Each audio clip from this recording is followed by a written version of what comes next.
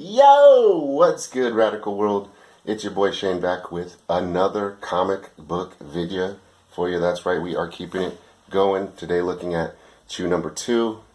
Excited about this series. As you know, I'm a huge Chew fan. So we're going to keep this going.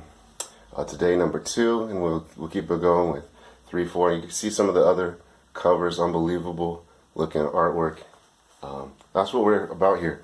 We are about the artwork. We'll look at some of the story. There will be some spoilers. If you're not into that, I'm going to let you know right now. You are going to see some of this story. But first, appreciate the like and support for the channel. Like and subscribe. Share if you have comic book nerd friends that would dig on this. Like I said, we are about the artwork here. So before we jump in, they've been putting pinups from our artist Dan Boltwood, who's on this series, this 5-part arc. Before we had Rob Gilroy, those don't know, with the Chew series. But boom, let's take a look at this. This is from our first book, Chew 1. And look at this, beautiful. I think this is kind of what Dan Boltwood is probably more known for. Pin-up splash things like this. He's probably sold a lot of these at comic book conventions. Sold a lot of prints with this. It's cool. It has this image on top of an image thing going on here. So it brings these guys to the forefront. I like the use of spacing. There's so much space here, but a lot of action. So I just kind of wanted to highlight Mr. Boltwood's artwork since we are taking a heavy look at it here. And then let's also real quick look at the splash that's in the back of our issue that we'll be looking at today. So here we are. We have this space Nemesis theme thing going on here with these hungry mouth things, whatever these are. Maybe it's a Medusa, space Medusa. So yeah, Dan Boltwood, like I said in the first issue, very cartoony looking. And that's definitely the case here. This gets pretty violent. I'm going to let you know right now that you can see with the cover with blood just going everywhere. We have throwback to original Chew characters, his original partner. This storyline is getting good. I'm reading them as we go here, so no spoilers, no cap. I'm just reading right along with you as we go. So it sets up what looks like it's going to be a main villain, who is a ruthless dude, as you will see in the coming up pages. Alright, let's just not even mess around here. Look at his powers. He just straight up slices this guy's brain. And I love John Layman's lettering. I always have. He does all the lettering on all this. The glug, glug, glug. He's drinking. It's great. Great lettering. Alright. So yeah, we have Saffron Chew and Sage Chew, twins, as I was saying from the last episode. If you check that out, if not, go check that out. We looked at number 1, and really, she's a thief. She's a badass. I'm liking this series. The writing I knew was going to be on point. What we wanted to look at was this artwork. Disgusting storylines with everyone getting sick in the caper.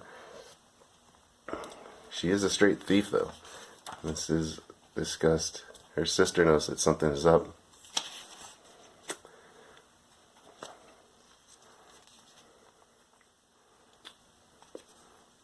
Here we go back to the original Chew storyline and the characters, so you know I'm on board with all of this. Real quick, I've been looking at these covers over the last week, and just number 4, look at that. Amazing. Amazing. At first I wasn't sold on this cartoon stuff, but I am liking this artwork, I gotta say. The storyline is looking really well. Alright. So, before we get too much more, I'm going to keep flashing back to this one. And those who know, if you know, you know. Chew 36, this was the only episode of the original 60 run that featured Sage. So this Saffron wasn't even introduced yet. This is the Rob Gilroy art. Here she is. So, just a little insight here. Antoinette knows she's going to die. Her sister comes to see her. She just grabs her. She knows she's going to die. She's like, what? She never gets that response from her sister. So this is kind of, if you know the backstory, it's just like kind of really, you know, deep, actually. She knows she's going to die. She's hugging her sister. She's going to do whatever she needs to help her out. But this was the only one that, like I said, that really featured Sage, which set up and introduced the whole storyline.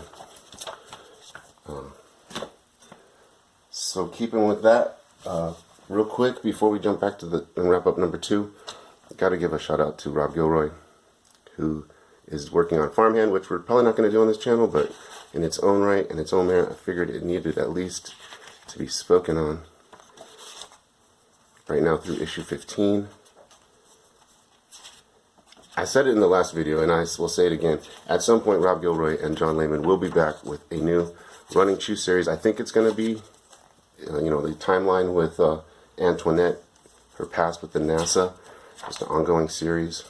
I hope, we can hope, and that's why we do this. These are independent, creator-owned comics. If they sell, then we'll get more stuff. If they don't, then we won't. So that's what's up. Back to number 2. Here's our main villain, looking pretty mighty here. Just cutting through furniture. So, like I said, Saffron, she's a bad character. Her brother's a cop. She's a thief. Setting it up really nice. That was a look at number 2. We got 3 and 4 coming soon. I hope you guys are enjoying these videos. Peace, and we out. Much love.